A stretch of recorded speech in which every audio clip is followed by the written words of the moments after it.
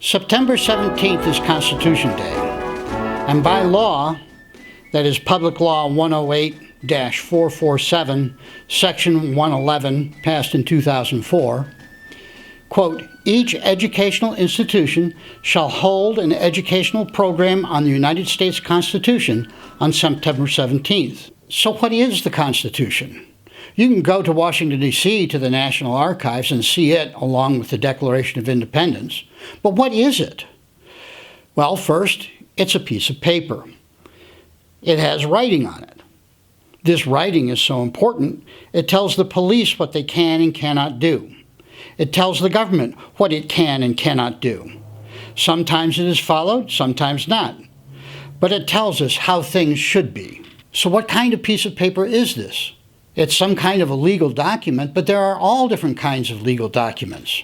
There are laws and regulations, proclamations and declarations, petitions, and when it gets to court, all kinds of motions and orders, and yikes! What does this have to do with the Constitution? There's a very special kind of legal document called a charter, which comes from the Latin word carta, which means piece of paper. Governments use charters to grant rights or property to individuals. For instance, the school district, and therefore the school, has been granted a charter. Every town, except very small ones, has a charter.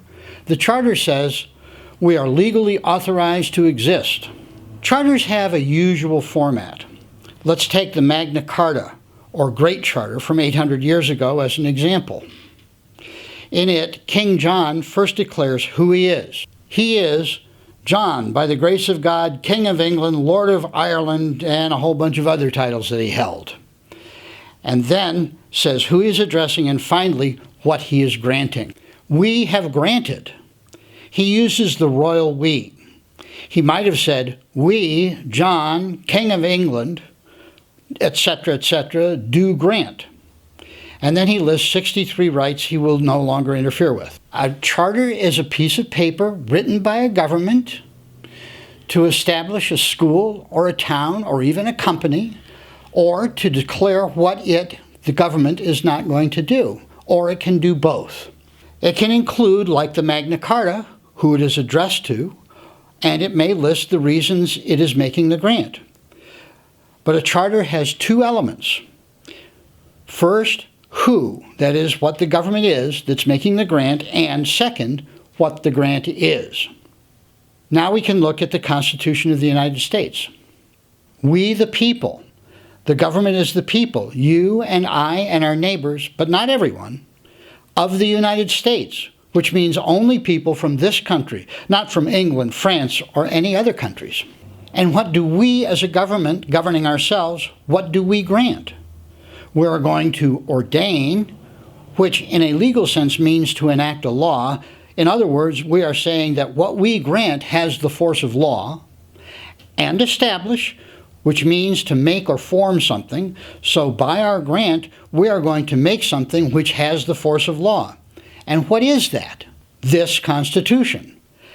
At the time when the document we call the Constitution was written, the colonies, originally chartered by the King of England, became new states and had to devise for themselves new forms of government. They had to decide what went into, what constituted their government. They made constitutions to describe their new governments. One state had as many as 4 constitutions in as many years. After naming the governing body, we the people, and before saying what is being granted, this Constitution for the United States of America, the governing body gave 6 reasons why they want to set up, to constitute this new apparatus for government. The first is, well, anytime you get together with other people, you want to make friends. You want to be able to join with them and work or play together. You want to have a union with them. Same with states. They had union, they'd want a war, but their union could be improved. Maybe it never could be perfect, but it could be made more perfect. Next, in the same way you want to see that people and yourself get what you deserve, we the people want that too.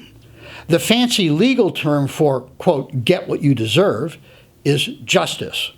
So the new government apparatus is meant to establish justice. Now, most fights occur because someone feels an injustice has been done. So if we have justice, then we will be on our way to domestic tranquility, which is to say that within the borders of the country, what is domestic, there will be peace, tranquility. But even with peace at home, there might be others outside who want to disrupt our tranquility, so we have to provide for the common defense. Another thing we would like to do is make sure that everyone prospers.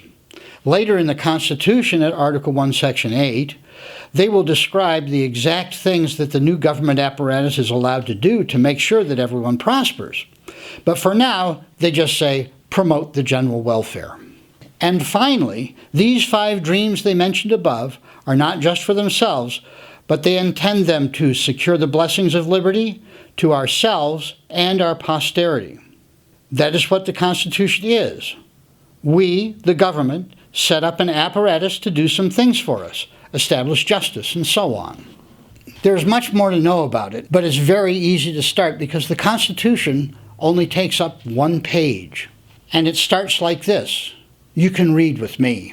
We, the people of the United States, in order to form a more perfect union, establish justice, ensure domestic tranquility, provide for the common defense, promote the general welfare, and secure the blessings of liberty to ourselves and our posterity, do ordain and establish this Constitution for the United States of America.